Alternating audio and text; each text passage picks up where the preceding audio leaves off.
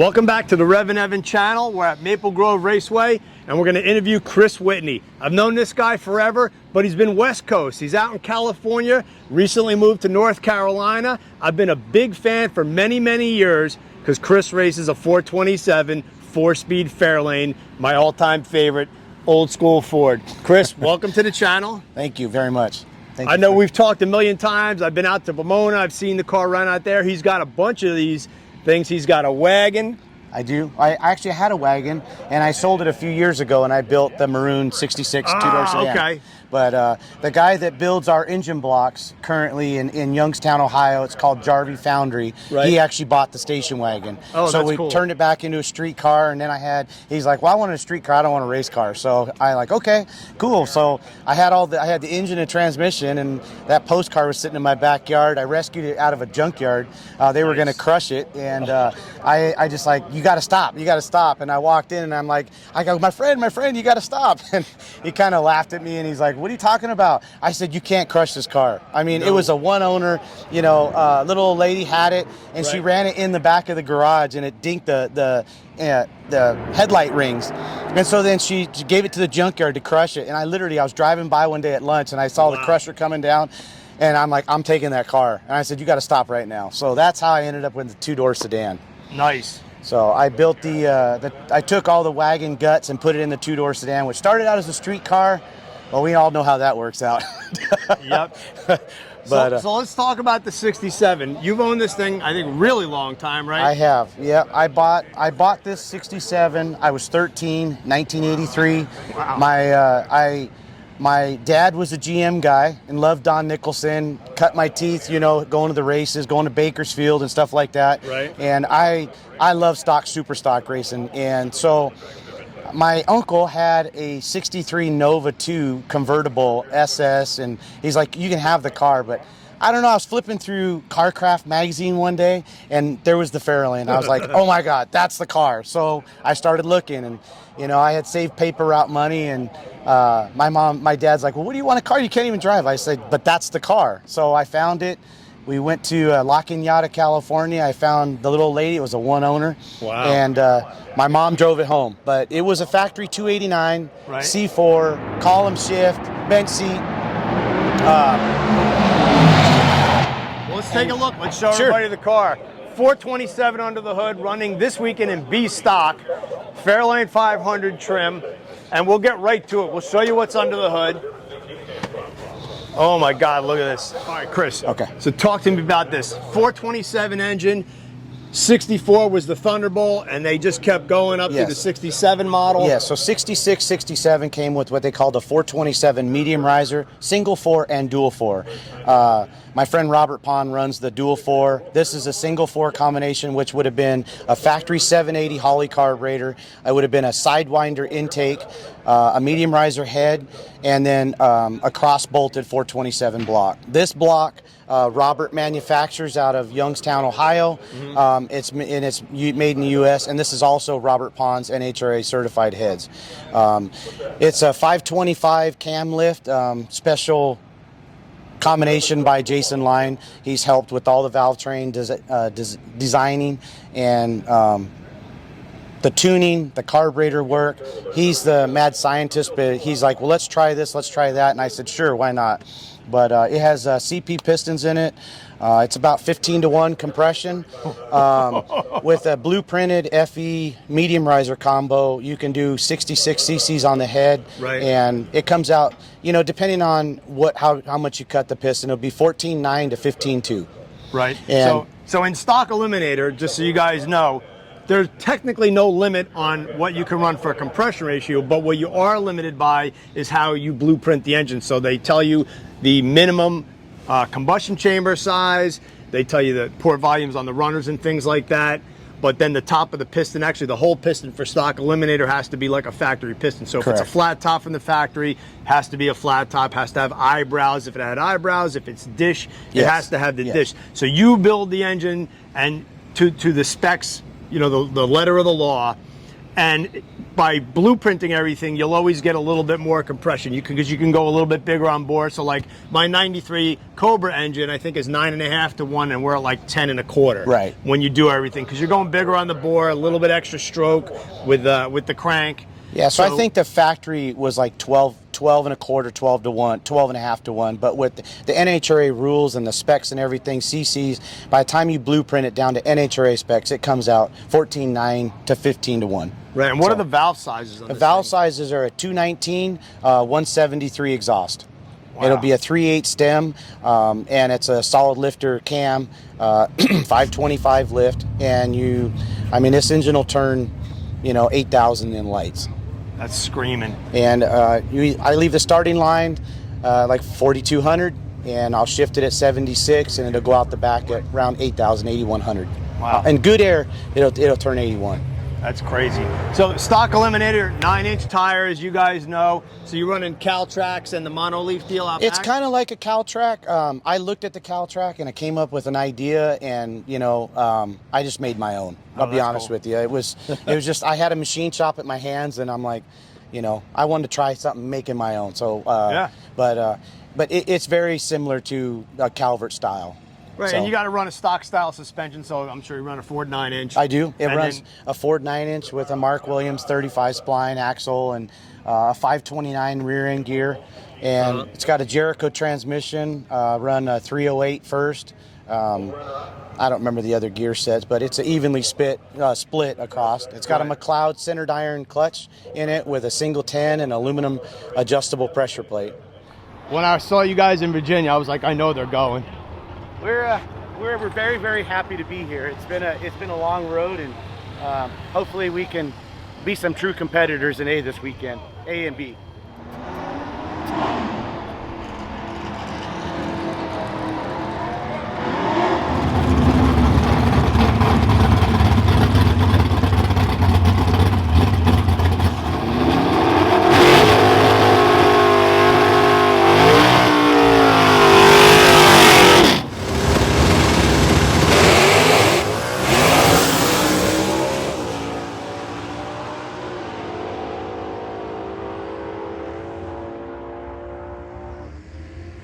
Engine makes good power. It'll make north of 620. Wow, that's getting it. So she got some steam, but it's a. What's the horsepower comparison between this and the dual 4-barrel engine? So the single 4 engine is rated at 410, and then it's NHRA rated to 400. Okay. The dual 4 would be 4 1/4, and it's rated back to 415. Gotcha. And but like I said, it's an aftermarket engine block. It's an aftermarket set of cylinder heads. So NHRA has approved it, and Robert made those parts. It's really helped out with the longevity of the FE. You could never run this type of RPM long term with a standard block. I've tried that; it didn't work. It would hurt rod bearings, and the cylinders move around. So it really made a big difference on being able to run one of these competitive. Yeah, it's similar to and again, obviously way more horsepower, but like the 5-liter stuff I run, the factory block weighs like 90 pounds, literally. Like one person can pick it up. And it's nice that it's light, but you have a lot of shifting. When you go from the stock like 6,000 RPM to trying to spin like 7,500, those harmonics, the crank just doesn't stay where it needs to. You could see there's cap walk on the main caps. That's right. And all that stuff causes vibration, and you end up cracking blocks. So it's not that the block just can't handle it and it blows apart. It's those harmonics, it's the shift, it's things don't stay where they're supposed to. Lifter bores kind of move, and then you're not getting really good, true valve train geometry. That's right. So a good block, good heads kind of fixes all that stuff, even though port sizes, valve sizes, the architecture is stock, but they're much stronger parts. And the T&D rockers, they make a big difference with the harmonics, like what you're talking about, compared to a stock. Because I ran stock rockers forever, and it wasn't anything wrong with it, but as we do a Stock Eliminator racers, you start pushing the higher and higher RPM, it keeps going higher, and the next thing you know, you can't run the stock parts anymore. So you start replacing it with better parts. But and you change the push rods. Instead of running a 3/8, you go to 7/16. It's just you keep going to higher and higher to try to get rid of the harmonics, and the higher you go, the better it'll run out the back. Right. Speaking of running it out the back, what's the weight of the car in B? And this thing also will fit A? Yes, with it the will. single 4? Yeah, so this car combination will run A and B, but it's a much better B car. So this car in A trim would be 30, right around 3,400 pounds, but in B it's 3,600 pounds. Oh, heavy. Yeah. Wow. So. And you dipped in the 9s. Yes, yeah, I did. This morning I ran 995. Last week in Rockingham, it went 985 at 137. That's cooking.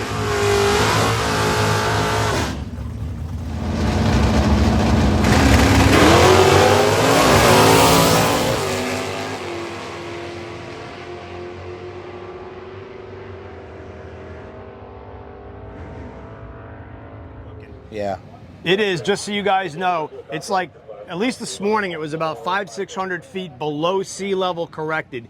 We're wearing t-shirts, but it was crisp all morning. It was like 39 degrees this morning. It's probably about 65. It's absolutely gorgeous out, but decent barometer for Maple Grove, not outstanding, but definitely sea level or better conditions right now. Absolutely. Which we like to call mine shaft conditions, because it's like you're racing in a mine shaft. It's hard because, you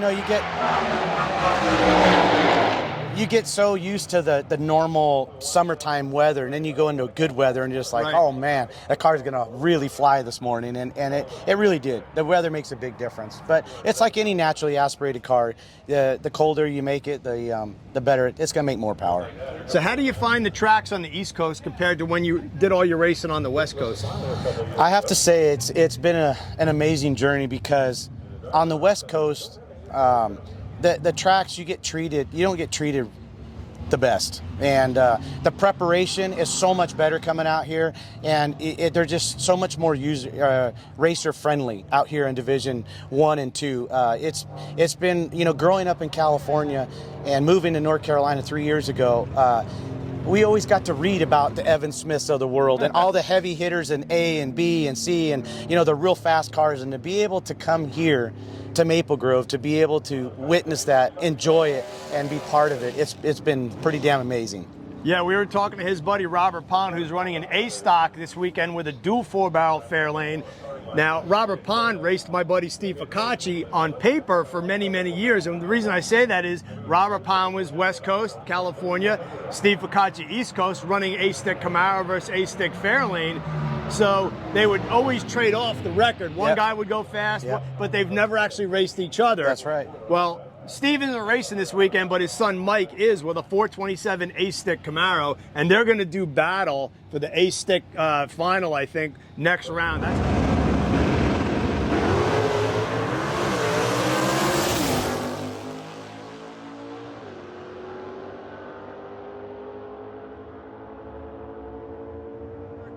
I mean, technically, this car is amazing mechanically, but it is absolutely beautiful. It's street car-like, show car-like. So let's show everybody the rims, the brakes. So we have Mickey Thompson wheels. That's unfortunately they don't make them anymore. It has Lamb front brakes on it. It has the Mickey Thompson wheels on the rear with a Hoosier tire. It has the standard 9-inch with just a drum brake on the back.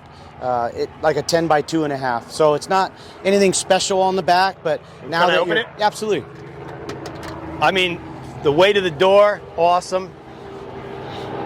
But it runs the standard 7A L3 ignition box, MSD, Pro Power coil, and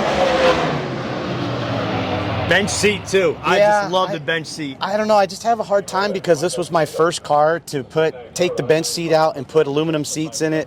This was my street car in high school. So I don't know. You just get to a point like, what's more important, to have a race car or to have your street car? But I just can't do it. So I just leave it alone and I just leave it the way it is. And it's been really fun. It's been really competitive, and it's been a neat journey. Of course, you're already strapped in.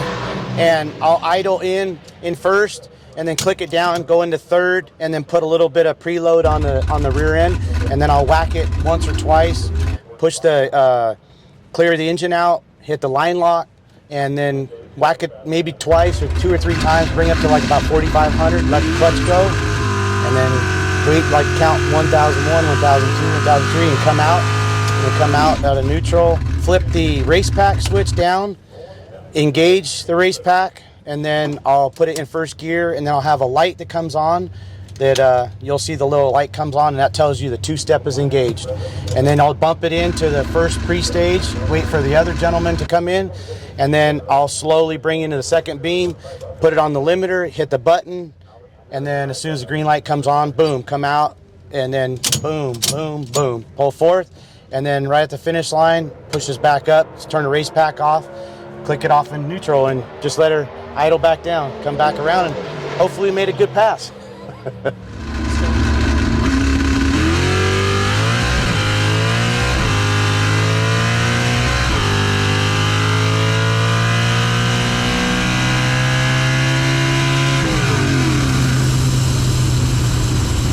Still rocking the stock steering wheel? I love Yeah, that. I love the stock steering wheel, and got a picture of my pops. I lost my dad when I was 18, and this was our dream to come, race Stock Eliminator together. So I make sure he rides along with me all the time. That is so awesome. So this car used to be called Daddy's Dream in the 80s and 90s, all the way up in the 2010, and it was all for my dad. So I wish my dad would have got to see some of it, but it's part of life. We all lose parents at one point or another, but it's been, I think he's proud looking down on it. So it's a two-door hardtop, so it does not have the post, which this is not a good race car. The two-door sedan is a much better race car because the roof is a lot stronger. And the thing that I've struggled with the hardtop is the roof flexes in this area right here, and it keeps popping the rear molding off. And I don't even know how many times I've had the rear molding put on and the window, and they tell me, oh, the seal's going to be okay this time, but it just flexes. And I've gone in and put a bar and put all kinds of, gussets in everywhere, and it still does it. So, but it has a single gallon fuel cell, a basic, Holley black pump.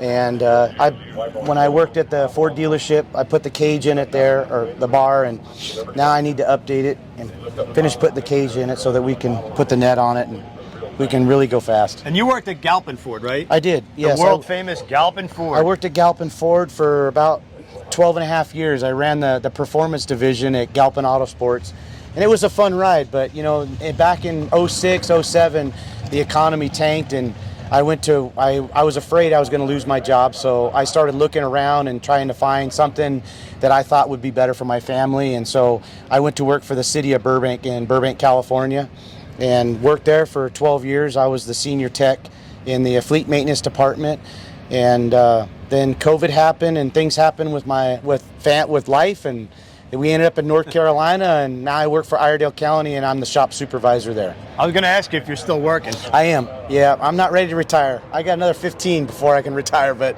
These things eat up a lot of money. yes, they do. Don't tell the wife. I don't know nothing. But no, it's been an amazing journey. I'm very happy that with the friends and the support that we've had with all of it. Jason and Lance Line have been a tremendous amount of help, and Robert Pond.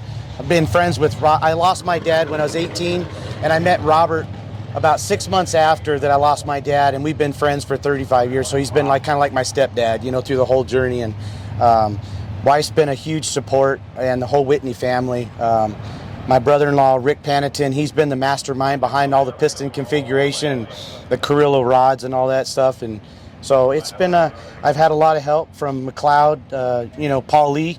I know Paul, sure. Paul Lee helped me out with a lot of clutch stuff, and Jason Moses over at Cometic Head Gaskets, he's helped me out a lot too. So it's been an amazing journey.